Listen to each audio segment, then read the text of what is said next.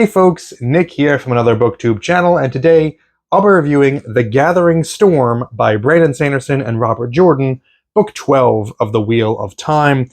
I was reviewing each Wheel of Time book as I was doing my reread last year, and then I fell off on that because once I hit the slog, I just realized I did not have a whole lot to say about those books. They were fine or bad, depending on which one you're talking about. Crossroads of Twilight, in particular, is not very good. Some of them are fine. I think Winter's Heart, I think, is fine. And I skipped reviewing Knife of Dreams, which is Robert Jordan's final book.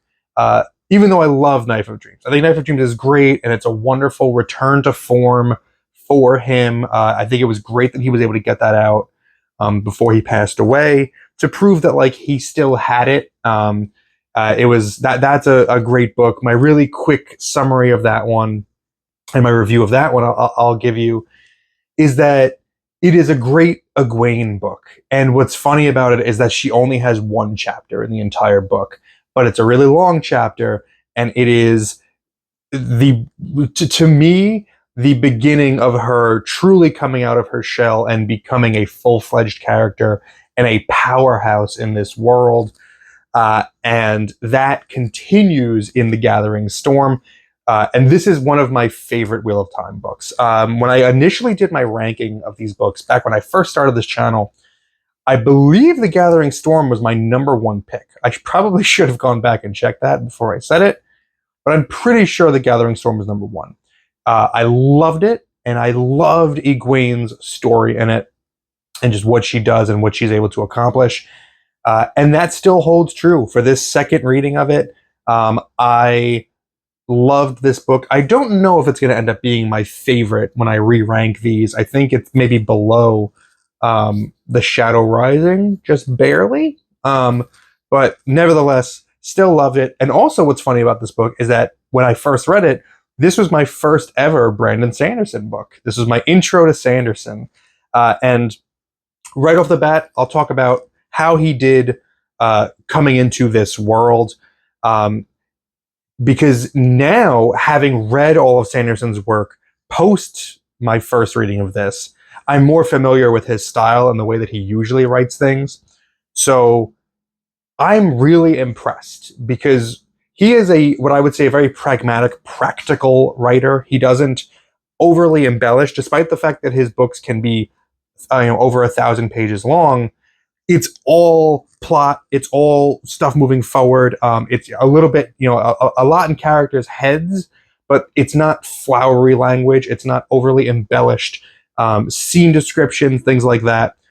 But while he's writing The Wheel of Time, Sanderson kind of embraces his inner Robert Jordan. Robert Jordan, while I love The Wheel of Time, he's not my favorite writer. I think he can be really long-winded and be overly descriptive to his detriment sometimes.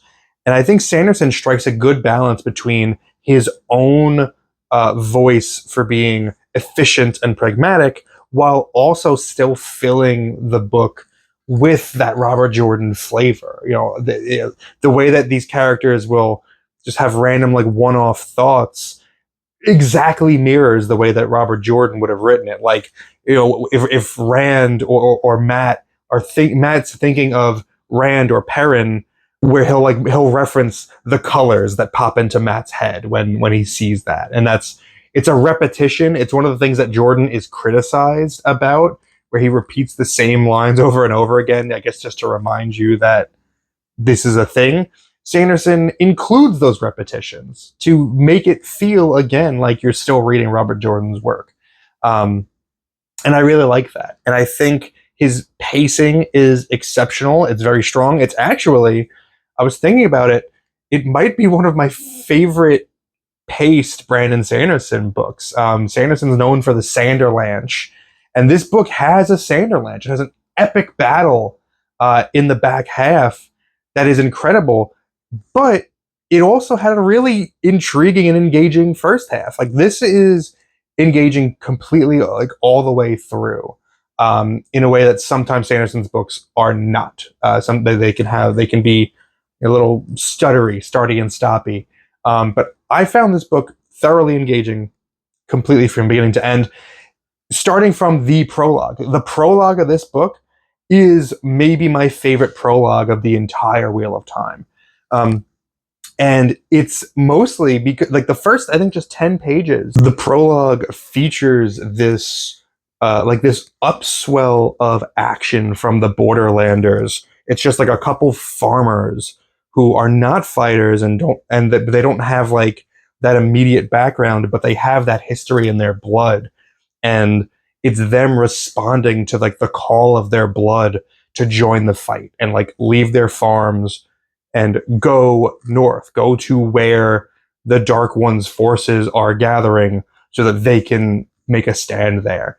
It's awesome. Like, it's so cool. It's such a great way to start this book. And like the title of it, The Gathering Storm, it's a great title. It's a great way to introduce that title. The storm is coming. It's finally here. The final battle is upon us.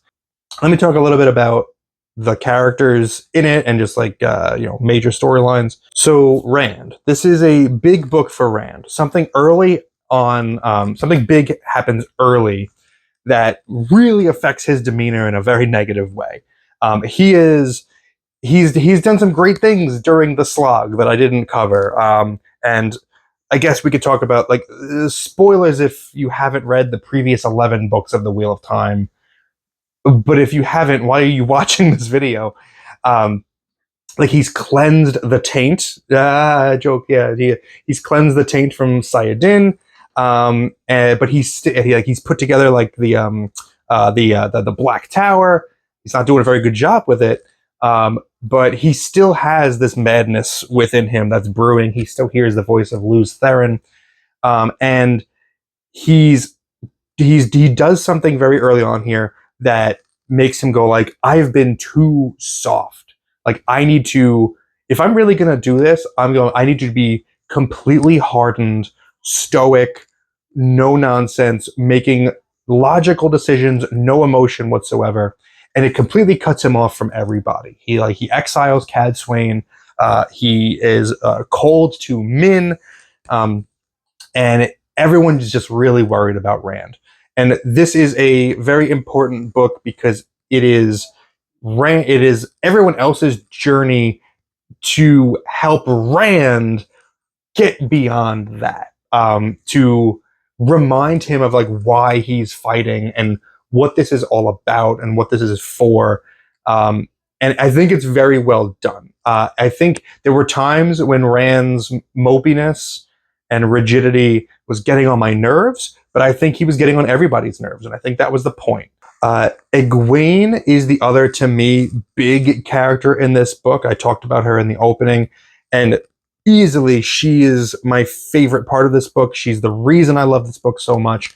And this book is the reason Egwene becomes one of my favorite characters in the series. And while I was doing my reread this time, I was paying extra close attention to Egwene, and I found that I had a greater appreciation for her in those early books as well, because I just had this knowledge going in of just what she would become. And for Egwene's storyline, I am going to talk about actual spoilers a bit, so spoilers for this specific book. She's been trapped in the White Tower due to Elida, the Amerlin seat, being a complete mad woman. She's been captured for her role in the with the rebel Aes Sedai, fighting against the Tower Aes Sedai. And this is a continued story of Egwene's internal subterfuge within the Tower to not sow dissension in the Tower. The Tower is already broken. It's already like torn apart. What she's doing is trying to sow togetherness. She's trying to remind everybody in the Tower what they're supposed to be doing and how they're supposed to be treating each other and supposed to be working together. So it's a funny like way that she's sowing discord by bringing everyone together. And it culminates in a battle because the Shan-Chan attack the White Tower, and Egwene ends up being a leader during the battle, and uh, saves a lot of lives, fights off the Shan-Chan. She accomplishes a ton in this book. I'm not gonna spoil all of it, but she accomplishes a ton, and at the end of it, by the end of this book, and here's the biggest spoiler. So skip to whatever to avoid this, but she is confirmed as the actual Amerlin seat by all the Aes Sedai. She's already been confirmed by the rebels. Now the Tower Aes Sedai affirm her as well. And I'm reading this section, and I'm gonna do something here that I don't usually do in my videos. I'm gonna get very political, so buckle up. But I'm reading this section, and the first thing that she does when she gains power is she reprimands and shames by just like wagging her finger and talking very sternly to all of the sitters in the tower for their complicity in allowing Elida to rule untethered. Because, and she says, like, Elida is what was a mad woman, and you knew it. And every decision that she made was a negative one. It tore this tower apart. It is having negative effect on like the prophecies of the dragon. Like, she was making terrible decisions for the tower, for the world, everything. She was personally overly emotional. She was making decisions based on emotion. Like, everything about her, she was a terrible leader, and you all allowed it because just because she was, your Aja, just because she was helping you push your own agenda, you were complicit in all of her nonsense. So shame on you. And I'm reading it, and I'm like, this is Trump. This is just everything that's going on in the US right now. And I wish that one day, I hope that one day we can have a normal person running this country again who can just point the finger at every Republican in office and say, shame on you for allowing that madman who's made 100 bad decisions and no good ones, who has sown discord, who has torn this country apart, for letting him run free just because you needed the party to retain power. Just because you needed to keep your party on top, you allowed this to happen. And now the country is falling apart because of you. Shame on you. And we're never going to get that catharsis because that's not how the real world works. Instead, once Trump is gone, we'll get a Democrat in office, and they're useless anyway. So they won't do anything. We're not going to get that cathartic feeling because these people in real life, the people who are doing this and who are responsible are too stupid to feel shame. They're just going to double down. So history will have their say about those folks, just as history has its say about the Tower Aes Sedai. Let's bring it back to the book here.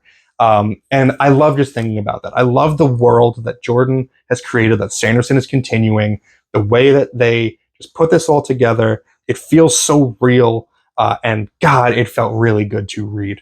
So that's my bit on Egwene. Honestly, every other character in this book I think was fine. Perrin had some like decent moments. He's reunited with Fael. She finally does something interesting in the prologue of this book. It's the only thing she does in the book, I think, and it's actually like useful. Matt is fine. I don't have a ton to say about Matt's storyline. Really, this book for me is Egwene and Rand, and on the strength of those two storylines, I love it. So I'm going to wrap it up there. My arbitrary and subjective grade for The Gathering Storm by Brandon Sanderson and Robert Jordan is, I'm going to say 9 out of 10. Do with that what you will. If you've read this book, let me know your thoughts on it in the comments below. Thank you very much for spending some time with me today, but now it's time to get back to reading.